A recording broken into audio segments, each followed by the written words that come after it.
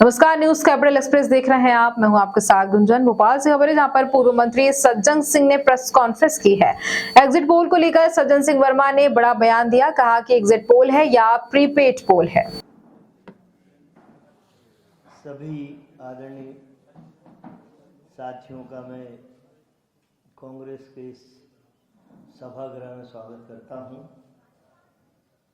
और मुझे खुशी है कि कांग्रेस की सरकार बनने के पहले प्रेस वार्ता में हम एक दूसरे से मुखातिब हो रहे हैं और सीधा सीधा विषय कल के घटनाक्रम से लेके आज तक एग्जिट पोल बहुप्रतीक्षित था और हम लोगों के साथ साथ आपको भी पता था कि किस तरह का एग्जिट पोल आएगा। अब ये एग्जिट पोल है या प्रीपेड पोल है, ये आपको हमको सबको तय करना पड़ेगा। इसलिए ये बात मैं कहना चाह रहा हूँ। आज प्रदेश कांग्रेस के हमारे सभी वरिष्ठ पदाधिकारी इस प्रेस वार्ता के मंच पे मौजूद हैं। किस तरह से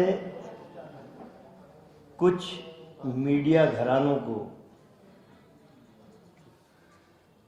शब्द में नहीं बोल पा रहा, मैनेज करके या जो भी करके मध्य प्रदेश के अधिकारियों को दिग्भ्रमित करने का घिनौना षड्यंत्र, कांग्रेस के कार्यकर्ताओं को डिमोरलाइज करने का घिनौना षड्यंत्र है। और ये एक घिनौनी साजिश है कि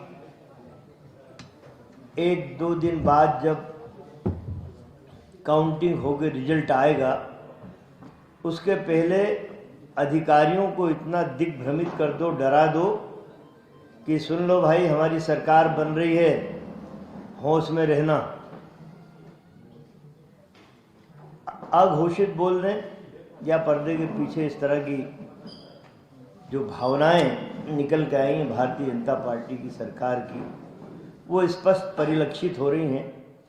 बालाघाट का घटनाक्रम आप सब ने देखा है कि 3 महीने पहले एक IAS अधिकारी कलेक्टर बन के जाता है, जिनके रिकमेंडेशन पे वो गए, उन्हीं की विधानसभा में जिस तरह से उन्होंने पोस्टल बैलेट का,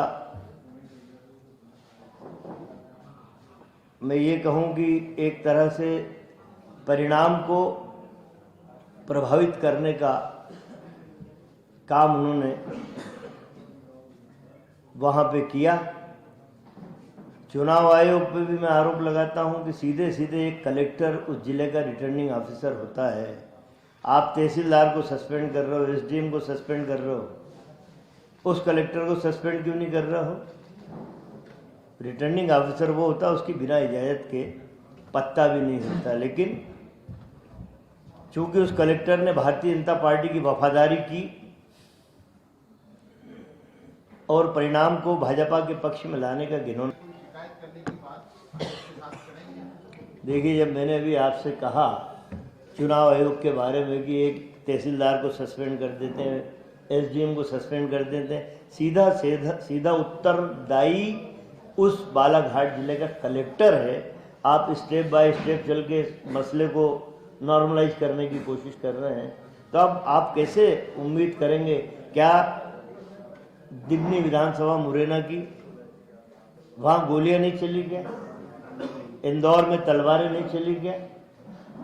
तमाम सारे जिले हैं जहाँ पे इस तरह की घटनाएं हुई हैं, वहाँ पे कुछ संज्ञान ही नहीं लिया गया।